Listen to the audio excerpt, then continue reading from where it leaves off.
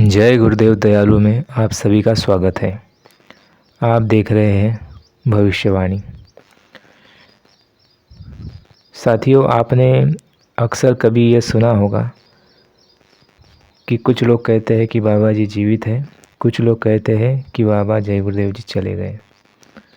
तो इसी विषय को आप सबके समक्ष लेकर के आया हूँ। कई ऐसे उदाहरण मिलते हैं जिससे कि कुछ प्रेमी ऐसा मानते हैं कि बाबा जी है और आएंगे।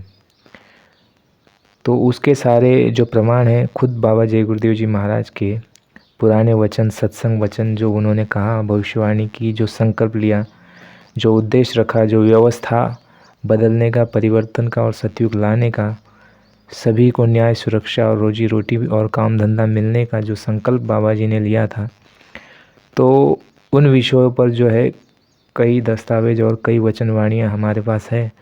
तो विस्तार से आपको हर एक वाणी से रूबरू कराएंगे, सुनाएंगे, जिससे कि आप अपनी बुद्धि और विवेक से समझ सकते हैं कि बाबा जी है या चले गए। वह निर्णय आपका रहेगा। हमारा कार्य केवल इतना है कि आप सभी के सामने जो है पक्ष रखना, यानी वचनवाणी रखना। ये नहीं हो कि केवल आप तक लोगों ने जो पहुंचाया कि बाबा जी चले गए। तो कोई भी बात के पीछे एक प्रमाण होता है। तो इसी तरह से कुछ प्रमाण है जिससे ये साबित हो जाएगा, जो अंत में आप उस चीज़ को समझ सकते हैं। तो सबसे पहली जो बड़ी वाणी है बाबा जी की, जिसके लिए प्रेमियों ने, सत्संगियों ने काफ़ी संख्या में, करोड़ों की संख्या है जो मानते हैं कि बाबा जी है, गए नहीं है और वही काम करेंगे। तो उसके पीछे की सबसे बड़ी वजह से हम शुरुआत करेंगे। आप भले इसे नोट कर लीजिए और अनेक वाणियाँ जो है आपको विस्तार पूर्वक वचन के साथ में बताई जाएगी। आप ध्यानपूर्वक इस वीडियो को अंत तक देखिए और सुनिए। पहली वाणी है, बाबा जय गुरुदेव जी अपने सत्संग वचन में सुना रहे हैं कि बच्चे, तुम मेरी ओर से निश्चिंत रहो। मैं गांधी महात्मा नहीं कि कोई मुझे गोली मार देगा। अब जब तक परिवर्तन नहीं हो जाएगा, मैं जाने वाला नहीं हूँ। अगर ज़रूरत पड़ी तो 400 वर्षों तक रहूँगा। जो बताया जाए उसे करो, इसी में तुम्हारी भलाई है। नंबर 2, जीवों को पकड़ने के लिए मैं हर प्रकार का खेल खेलूँगा। यह बनाऊँगा, वह बनाऊँगा, फिर सब कुछ खत्म कर दूँगा। उसके बाद केवल सत्संग सुनाऊँगा और कुछ नहीं। जो ठोस होंगे वह रह जाएंगे, बाकी हट जाएंगे, भाग जाएंगे। नंबर 3, स्वामी जी ने होली के अवसर पर जयपुर में कहा था कि महात्मा सीधा डमरू बजाते हैं तो मेला लगता है, लेकिन जब छटनी की मौज होती है तो उल्टा डमरू बजाते हैं कि अच्छे अच्छे लोग भ्रमित होकर चले जाते हैं। केवल वही लोग रह जाते हैं जिनको विश्वास रहता है कि महापुरुष जो कुछ भी खेल खेलते हैं उसमें कोई न कोई राज होता है। नंबर 4, 8 ज़बरदस्त भूत दिल्ली में हैं और जब मैं उनसे काम लूँगा तब आप देखिएगा कि क्या होता है। नंबर 5,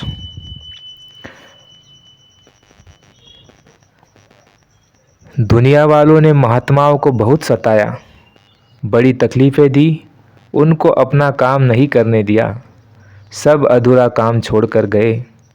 गांधी महात्मा को गोली मार दिया, ईसा मसीहा को सूली पर चढ़ाया, शम्स तबरेज की खाल खींच लिया। मैं गिन गिन करके बदला लूँगा और सबके अधूरे काम को मैं पूरा करूँगा। नंबर 6, तो प्रेमियों, यह लघु सत्संग है। रात में भूतों की टोली आई थी और कहने लगी कि बाबा जी, इस कार्यक्रम में हमसे भी सेवा लीजिए। हमने कहा कि अभी ठहरो, आगे एक विशाल कार्यक्रम होगा जिसमें भूतों से सेवा ली जाएगी और इस कार्यक्रम की सूचना 9 महीने पहले दी जाएगी। भूत क्या काम करेंगे? रात को 12 बजे जागेंगे और आपको जगाकर कान में ऐसी बात कहेंगे कि आप दौड़ पड़ोगे।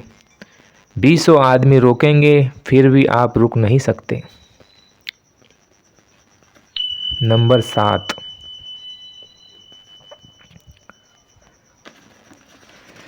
मैं देश में ऐसा प्रेम व त्याग फैला दूंगा, वह भावना पैदा कर दूंगा कि जिससे देश में हर स्त्री पुरुष दूसरे की चीज़ को अपनी समझ करके रक्षा करेंगे।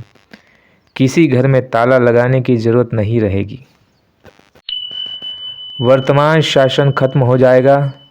जब सब कर्णधार कहने लगेंगे कि हम गरीबी दूर नहीं कर सकते, हमारे पास अब कोई रास्ता नहीं है, तब बाबा जी उठेंगे और कहेंगे कि गरीबी दूर होगी। नए लोगों को ले आइए, पुराने हट जाए। नंबर 9, तुम्हें क्या मालूम कि मैंने अंग्रेज़ों का ज़माना देखा, गांधी के सत्याग्रह को देखा, उस समय को भी देखा है जबकि 12 रुपये तोला सोना और 1 रुपये का 60 किलो चना मिलता था। अब यह समय भी देख रहा हूँ और आगे सतयुग को भी देखूँगा। तुम हमें क्या दिखाओगे? मैंने तो वह ज़माना देखा है जो तुम्हें नहीं मालूम। नंबर 10, संत मत की विकास की बात होती है। महात्माओं ने लिखा है कि संत मत का विकास सारे विश्व में होगा। हमेशा ध्यान में रखो कि फल उसी को देगा जिसने काम किया है। मैं सारी बातें आपको फिर बताऊंगा। नंबर 11, बाबा जी की बात आज न सुनो तो कल सुन लेना, और सुनना ही है, हमें कोई चिंता नहीं। हमें तो अपने काम में लगे रहना है। मुझे प्रधानमंत्री राष्ट्रपति नहीं बनना है, मैं तो बनाऊंगा, और काम नहीं किया तो 3 मिनट में उतार दूंगा, ऐसा विधान बन जाएगा। यह तो आपको समय बताएगा। नंबर 12, मैं ये जानता हूँ कि जो बच्चे बड़ी बड़ी डिग्रियाँ लेकर निकल रहे हैं उनके लिए नौकरी नहीं।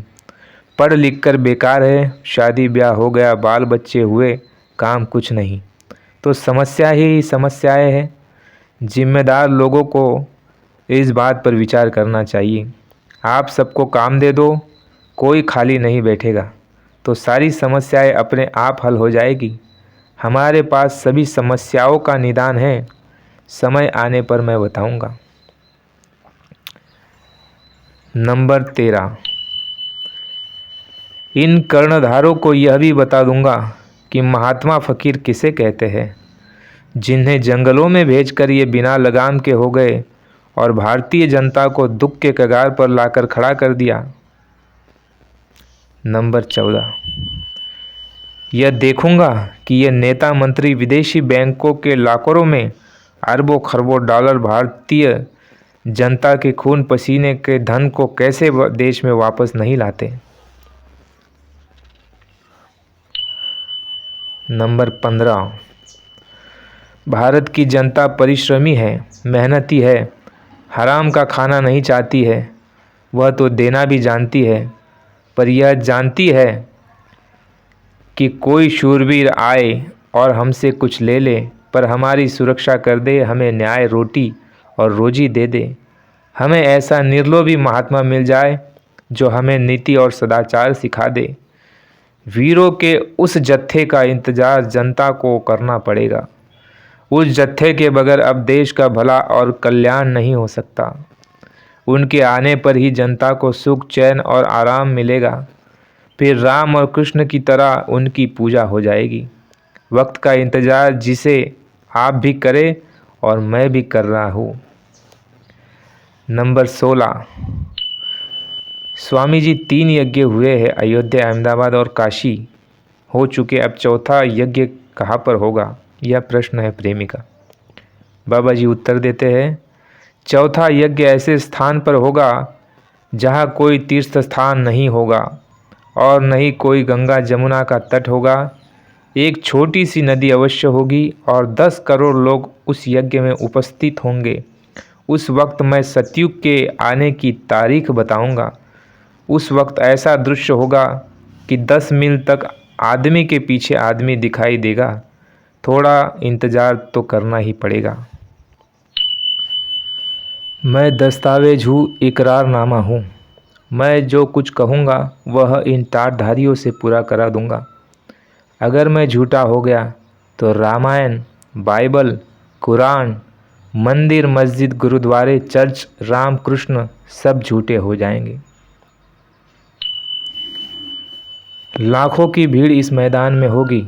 मुझे ऐसा विश्वास है कि लाखों आदमी इस मैदान में आएंगे, हर एक प्रकार के, और प्रत्येक के दिल में यह बात दिव्य दृष्टि की होगी। उसके दिल में एक प्रकार की जागृति वातावरण को बदलने के लिए समय चाहिए। समय की प्रतीक्षा होनी चाहिए। समय की प्रतीक्षा कर रहा हूँ। वक्त आएगा, समय अवश्य आएगा। अब थोड़ी बात यह है कि यह काम मुझे करना है। इस काम के लिए मैं आया हूँ। मुझे दूसरा कोई काम नहीं करना, मुझे दूसरा कोई संदेश नहीं देना, मुझे दूसरा कोई मार्ग नहीं बताना।